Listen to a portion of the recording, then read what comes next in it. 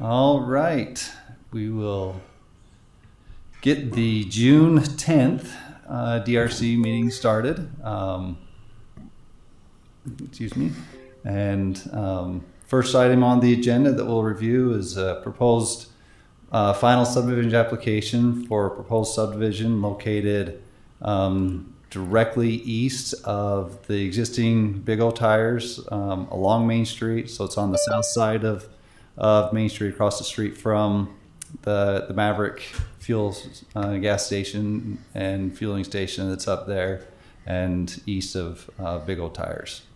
So this is a subdivision application that has been reviewed by DRC previously with preliminary and received preliminary approval from the Planning Commission.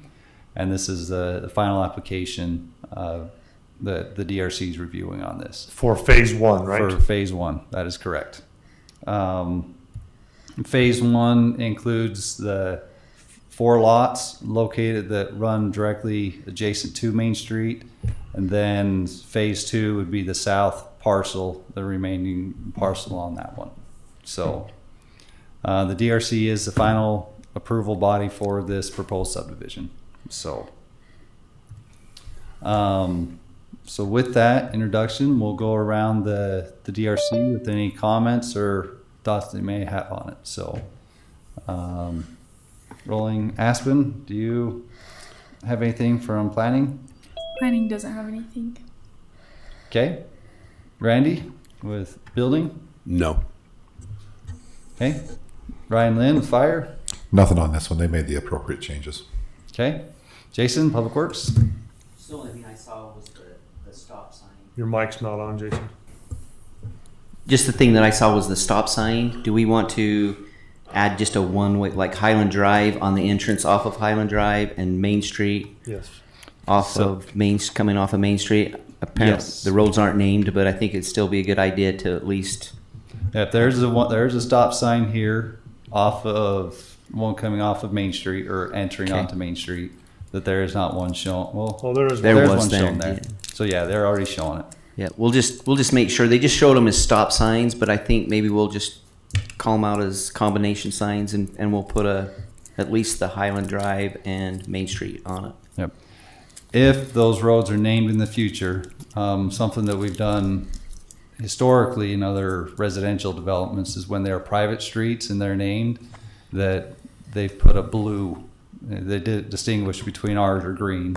City streets, city right of way is green, and then if they're private street, they could be a blue name on there. But that's not necessarily a specification that we have, but that's what we've done historically. So to be clear, we don't allow private streets, but private drive access. accesses is what these would be considered internal to this subdivision. They're not streets. They're not city streets. That's correct. Yes. But we could do the same thing with that, Jason, just like we've done in the residential areas where our signs are green and the private access sign is if it does get named. There's currently no proposed name, and we're not requiring that, but we could put a blue in there for that. Okay. Yeah, that was the only thing that I saw. So. Okay. Sounds good. Norms administration. Yeah, so John, if you go to the plat, I just want to make sure that we're clear on the plat. You've got some notes on there, but on this is, as I indicated, this is phase one, which is lots 1 through 4, and platting of those lots and all the infrastructure needed for that. Parcel A, which in the preliminary plan was lot 5, is currently considered a future parcel that could be a building lot, but it's not currently a building lot under this plan because it's not being fully improved right now. And so I just want to make sure that that's clear, that this is the final plan that essentially provides 4 buildable lots, four subdivision lots, and a remainder parcel. We don't allow, quote, remainder parcels, but that parcel A is just a future, what's called phase 2 or called out as phase 2 on the preliminary plan. Yes. So I just want to make sure that that's clear to the developer and the public, that that's what's happening here. Is that, yeah, John's got the phasing plan up, is that those first 4 lots would be platted under this scenario. Parcel A would not be platted and would not necessarily be considered a buildable lot at this point in time until such time as the Highland Drive improvements are in and other things that would be considered at that point in time for that phase 2. Okay.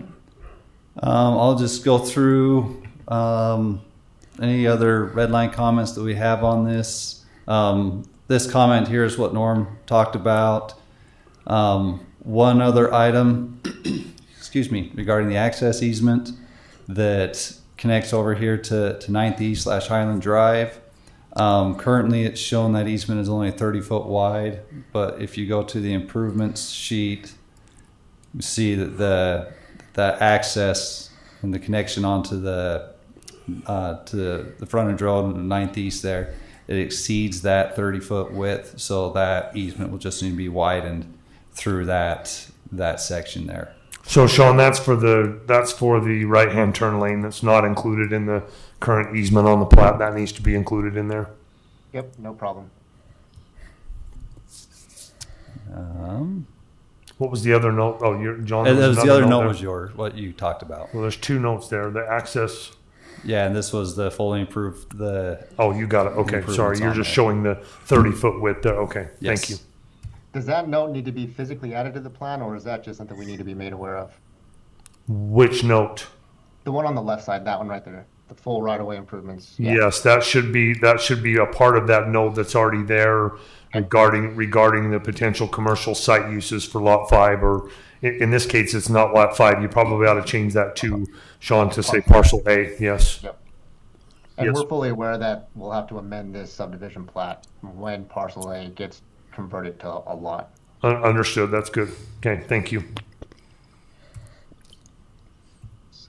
Okay, and then I believe that was it.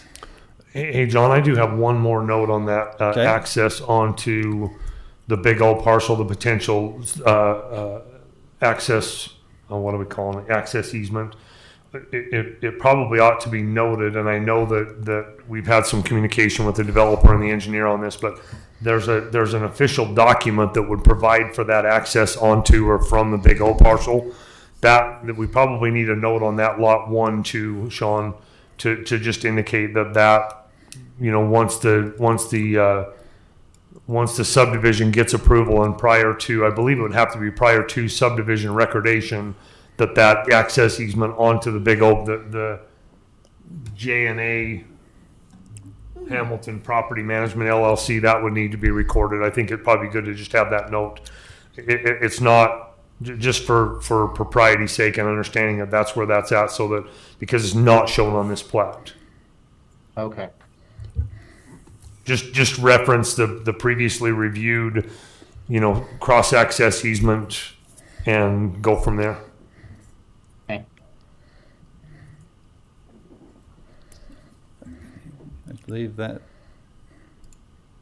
was all the comments we've gotten written down. Is there any other comments or concerns that we need to bring up on this one? Seeing none, I would look for a motion on this final subdivision application. So John, I'd make a motion to approve contingent upon the red lines being addressed and the notes being added that we've discussed. Okay. And also just the note that this is, again, phase 1, the first 4 lots at this point in time. Okay. I'll second it. Second by Jason Calloway. Any discussion on the motion? Seeing no, proceed to vote. All in favor, please say aye. Aye. Any opposed? Okay, motion passes. So, Sean, let the rest of them, we'll update these a little bit to include some of the conversations we've had today and get these sent over to you. And then we'll also work on generating a bond tabulation for the subdivision. So, Okay. Excellent. All right. Appreciate your help. okay, thank you. Thank you. Bye. Okay, the next item on the agenda is a review of a proposed site plan, the Silver Creek site plan located out in the Santaquin Peaks Industrial Subdivision. This is located along Summit Ridge Parkway. This recent subdivision was built out here, and it's the southwestern lots of the subdivision. So it's last 2 lots on Nebo Way is the proposed location for this site plan. It is an industrial use that's proposed to be on the site. It doesn't indicate on the plans actually the type of use there, but that's the proposed site plan that's coming through at this point in time. So this is again, site plans are reviewed and approved at the DRC level to verify that all city code and applicable city codes are addressed on it. So with that said, we'll go around with the DRC. Any comments you may have? Starting with Aspen. There are some landscape changes that will need to be made, additional plants and trees, and then a photometric plan will also need to be provided. Do we have representatives here for this, John? No. Okay, thank you. Does that count me as the architect of the project? Oh, yes. No, you're here. Hello. So, okay, that'll. Sorry about that. Will you state your name, please, for the record? Yes, this is Clayton England from Hyperion Architects. Sorry about the background noise. I am at Disney World today, so hopefully I'm not too loud at the parades. I'm sorry, you're breaking up. Can you say that? No, I'm just kidding. Yeah, so I'm present. Thank you. Okay, good to hear. So, sorry about that. Is there anything particular on landscaping you need to point out, or just pretty standard? Pretty Comments standard. there. We just have a code that says that there has to be a tree every 40 feet, and so on the back part of the property, there needs to be some plants included on that. And all the codes are referenced in the comments on that page. Okay, no problem. Okay, Randy, is building? I don't have anything at this point. Okay. Ryan, Lynn, fire? So I have a number of different questions or comments, and I got some information yesterday. The first one, the minimum fire flow for this building will be based off of the type of construction, not knowing what type of construction you're going with, whether you're going a 2 or a 3. So that'll be determined on the fire flow, which will then also determine the number of hydrants and spacing of the hydrants. Currently, that size of building is roughly 30 to 38,000, which would require the 4 hydrants. So I need to see a little more information so that I can help determine the actual fire flow required and then the number of hydrants. And then also the height of the building will determine access roads, those types of things as per the IFC. I did learn that this is proposed to be a cabinet shop, and just want to make you aware that you'll be required to follow multiple sections of the IFC 28 regarding dust collection system. Let's see, Chapter 27 dust collection, Chapter 24 your spray booth. Make sure that the building's fully sprinklered with those types of requirements. The big one too, Knox box is going to be required on this building, and due to the size and number of doors, we would request 2 Knox boxes so that we can gain access without having to walk around a 38,000 square foot building with 1 key, and I can work with you on that. So if I can get a little more information, then I can actually determine appropriately based off of the fire code the number of hydrants and the spacing that you need them. Okay, thank you. Yeah, it's going to be type 2B, but we'll get that resubmitted with all that information required. Perfect, thank you. So Clayton, it'd probably be good for you to do, I know we have elevations in the purchase agreement, but those elevations, I'm not sure have the information that the fire chief needs as far as height and type of building. So anything like that, we'll send these comments to you so that you have them, but just anything that you can do to help him and building and determine what we obviously know the occupancy type, or the use, but it would be good for you to list the type, the building type, and any other items that you have. Additionally, office space, my understanding, and Ryan, you can correct me if I'm wrong, Fire Chief, office space can be unsprinkled as long as it has some type of fire protection separation with that. So Clayton, that may be a little farther into the details than you are at right now, but also that would be very beneficial for him to understand as well. Is that accurate, Ryan? It is accurate. The fact that they're putting in a sprinkling system for the shop, that the cost is probably negates itself, putting a 2-hour fire separation versus sprinkling that small area, but that's a choice he has. So, Right, those are options. yeah. Okay. Okay. Yeah, that's great to know. Yeah, I can put in the preliminary set of architectural drawings that we have as well to fill so that information in. That's probably going to be best to give him the information that he needs. I had several conversations with Ryan yesterday trying to help, but I don't know enough about it, and he'll tell you that I don't know enough about it. So It just is something that we need to have so that, like we're saying, we're finding access, hydrants, sprinklers, all that kind of stuff can be truly evaluated. One thing, no problem. one thing also, when you're doing a sprinkling system, if we have an outside access into the direct riser room, so it's a separate closet room, if you will, for your main riser and your alarm control panel, then we don't require you to put a post indicator valve or a PIV valve, which is a cost savings. That way we have direct access to get in and shut the system down in the event of an emergency versus trying to find where your valve is, stuff like that. And so when we get a little bit closer to sprinkler design, but if you have that small room blocked out for your riser, that'll also help. Yeah, we've got that designed, and you'll see that in the plans when I include those. Perfect. Thank you. Thank you. Great. Okay. Anything else, Ryan? No. Okay. Jason Calloway?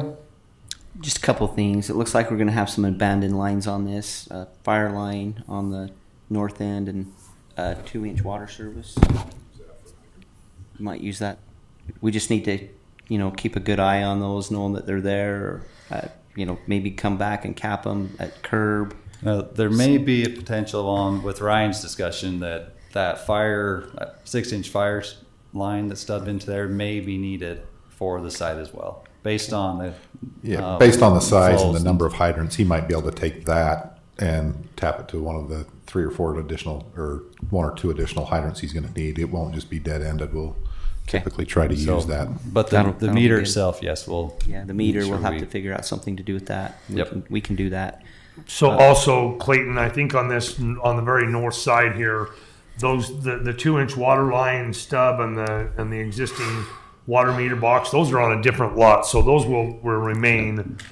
The ones that are there will remain because those are on lot number 9. But Jason, you're talking about the ones on lots 7 and 8. Yeah. We're going to use one of the two or for the water and that kind of thing. So go ahead, John. Yep. So that's these 2 locations here, just making sure we're appropriately stopping those and plugging what we need, Yeah. so we don't have anything coming in. You just don't want to lose it and then find it one day when they're installing fiber or something. Right. That doesn't happen. All right. What are you talking No. about? And then Yeah. the PI service is more than likely it'll have to come from the corner if I was Yes. looking at this right. Yep, Okay, so that's correct. just so they know that it's going to be, they'll have to run it all the way across the frontage Yep, to get that to them. So we'll work on getting that done. We'll have to run that We'll across have the to do that frontage from the intersection along the front of lot number 9 and down to get them a meter on this property. okay, so That's us, not them. okay, so that meter will go away on the corner. Then it'll just be a line. We'll have a line run and then meters coming off of that line. Yeah. So, Okay. All right. That makes sense. okay, anything else? Nope. Okay, Norm? John, let's put that comment right there where that fire line is planned to be, or at least is currently labeled to be abandoned. That's probably the best location for the secondary meter, is just to right there on that first, on the south side of that north entrance is probably going to be the best place, and then they can take it wherever they need it. It's just our responsibility to get it to the lot as far as the subdivision side of things, but it'll be theirs to get it to where they need it to go. Yep. Okay. Does that work all right? Yeah, that'll work. Okay. We'll clean that up before we send these out, so. Okay, anything else, Norm? Yeah, I don't have anything on this other than we have reviewed it, Clayton, to be in line with the purchase agreement. I think the building might be a little bit bigger than what we originally talked about, but again, you're not tied into, you have to meet certain square footage, but just know that we have and will continue to review this, not only for industrial and fire and building code, but also for the purchase agreement. But I think that we're very close on that side of things. I don't think there's anything here that is shown outside of the realm of the purchase agreement. Yep, great to hear. Then, so with that, we'll kind of go through one. This one here, we've got a note on there that basically is a general note that we include, that we have be included in all site plan subdivision applications. Basically, it says that not every spec is called out for on the plans. You do a good job in providing those, but all the time, not the text is not included in there. So when the contractor goes to build, they're still need to make sure they're meeting Santaquin City specifications on there. So, Okay. one other item on this is that the building, as proposed, does cross over property line. And so as a result of that, this the two lots will need to be combined into one. And so that boundary line adjustment or lot combination is going to have to occur before the site plan can be finalized and able to proceed. So just kind of keep that in mind. Say the property line essentially pretty much bisects the building as it goes down through there. So which is not allowed by our code. We knew this was Correct. coming, and it shouldn't be a big deal, but it should be. I think we can just. Is it just by a plat amendment, a lot line adjustment? How do we do this? I'm trying to remember how we did Wasatch Steel. It is a plat amendment you have to do on there.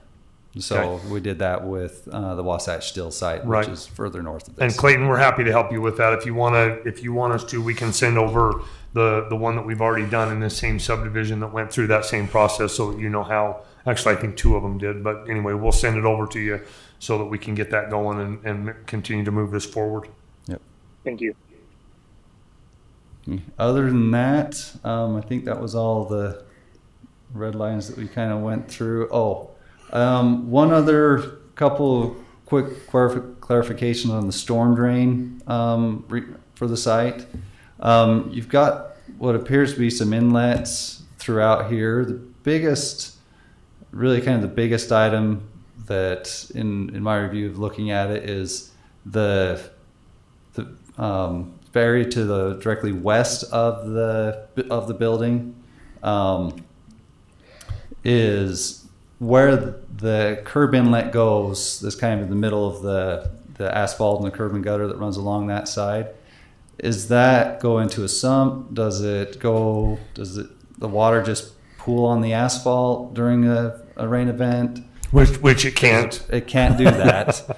But so just some clarification on the storm drain design for it, whether there's a sump or whether it's piped somewhere, just those type of things kind of need to be clarified on the storm drainage on the site. So. Okay. I'll coordinate with civil to make sure we get that addressed. Okay, sounds good. Other than that, I think that was it. We already went landscaping. Yep, that was all the comments. So, You just need to approve the drive approach with the motion. oh, thank you. Also, thank you, Aspen, for reminding me on that. So currently, our city code only allows for 30. Standard drive approach width is 30 feet. They can go wider, up to 50 foot. But that does require approval by the DRC. Which is us. Which is us, yes. And so just say whatever motions being made, that it's just being recognized that there aren't any concerns with having those wider drive approaches into there. With considering the use here and potential trucks that would be entering in, I don't have a concern with having wider drive approaches. And so that just needs to be noted in whatever motion would be made on there. So thank you, Aspen, for the reminder. Any other comments, thoughts? If not, I would look for a motion. John, I'd make a motion to table. I think there's enough here on the fire and some of the other things that we need to probably table this and bring it back with the red lines being addressed. Okay. There's second. I would second that. Over it. Yeah, We have 2 seconds or a third. So- Again, recognizing that I don't have an issue with the driveway. I actually like the wider driveways too. So Okay. Sounds good. So we'll give Ryan the second on there. You okay with that, Randy? Yes, I think so. Okay. Motion is second. Any discussion on the motion? Seeing none, we'll go to vote. All in favor, please say aye. Aye. Any opposed? Okay, motion passes. So Clayton, we'll get these comments over to you, and we'll work with you to kind of get these all addressed and finished up. So, Thank you so much. okay. Thank you. Tell Mickey and Minnie hi for us. I'll try. Yes. Thank you, guys. Take care. Bye. The last item on the agenda is the meeting minutes from May 27th DRC meeting. Emily, have I reviewed these? Okay. So if there's not any comments or anything on it, I would look for a motion. I'll make a motion to approve last meeting's minutes. Okay. Is there a second? Second. Second by Norm. All in favor, please say aye. Aye. Motion passes. Minutes are approved. Unless there's anything else that needs to come before the DRC, I'd look for a motion to adjourn. So moved. Sweet. We are adjourned at 10:25 a.m.